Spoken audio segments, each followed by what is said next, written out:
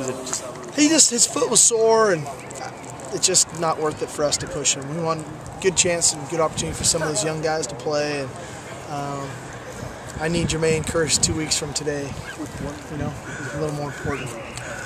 And Senio and James. Are there any of those guys who are out right now who would be an issue to not play? No. They're not that long of injuries. Now, if we kept pushing them, those are the kind of injuries that can linger. When you have a high ankle sprain and you keep pounding on it and it never heals, then it can become a problem. Or if your foot, you got a sprained foot, that thing can go on and on and on if you don't fix it right away. And so we're just trying to get them 100% healthy, not 85 and throw them back in and that thing hover around 80% all year. So just trying to get them healthy while we can. If you had to pick a winner today from your scrimmage, would the defense? I'd give it to the defense for sure. I thought the defense today came out with the right energy and passion.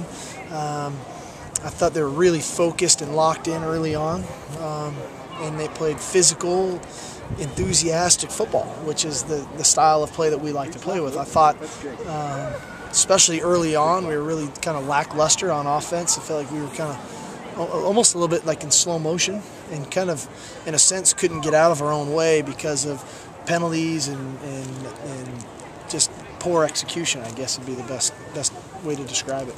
Not to make excuses, but without Senio and Jermaine, is that a factor in that? Well, I mean, I think that definitely is somewhat of a factor. You're talking about two all Pac-10 performers, you know, that you don't have out there, and it's great to have your left tackle, and it's great to have one of your go-to wide receivers. But I think we have enough talent offensively where I think we can perform better than we did early on.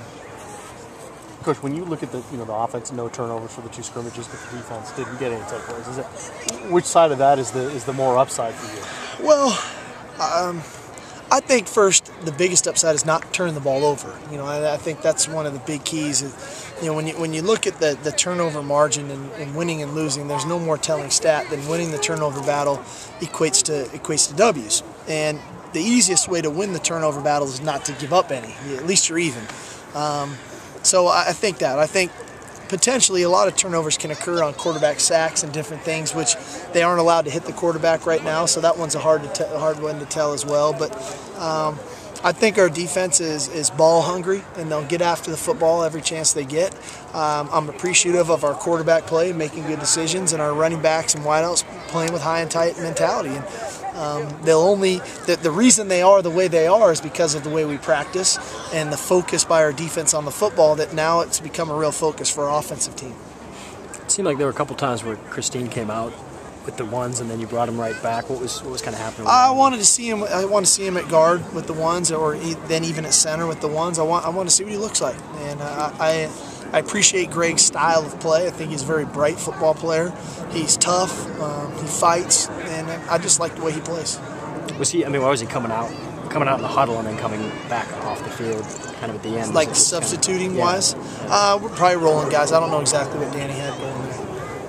Is there any the backup between Keith and Nick? Is there anybody ahead of anybody? I don't know. I don't know that. You know, again, we're going to assess these first 2 weeks here over the weekend and into next week, and come to some kind of at least clear sense that, you know, I'm not going to wait until, God forbid, if something happened to Jake, that I'm going to make the decision off the cuff right there on the sidelines wherever we are. I'm going to have a plan in mind, and so whether I tell you or not, Bob, is the question.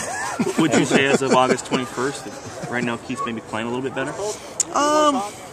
He's playing pretty efficient, that's for sure. You know, I think he's played consistently. I think Nick might have had a lull here or there. I thought Nick did some nice things today, as did Keith. But I think from a consistency standpoint, probably about the last 5 or 6 practices, Keith has been playing at a pretty high level. Yeah, he has. Is it advantageous to you as a team not to let the public know which one of those guys might be the guy? Yeah, sure it is. You know, definitely there is, because they're different players in a sense. It is our system still, but they are different players. And I think if Keith's in, you know, our ability to move the quarterback around is a distinct advantage for us. And when Nick's in, not that Nick can't move, but his ability to throw the football all over the field and see coverages is something advantageous for his game. So I think if somebody knew who the backup would be and then they put him in, they could already have their plan in order. So that'd be something that we'll have to assess. That if we do announce or if we don't announce, we'll see. Sark, what do you think about Kevin Smith and special team stuff today? I like Kevin. I think Kevin is a football player that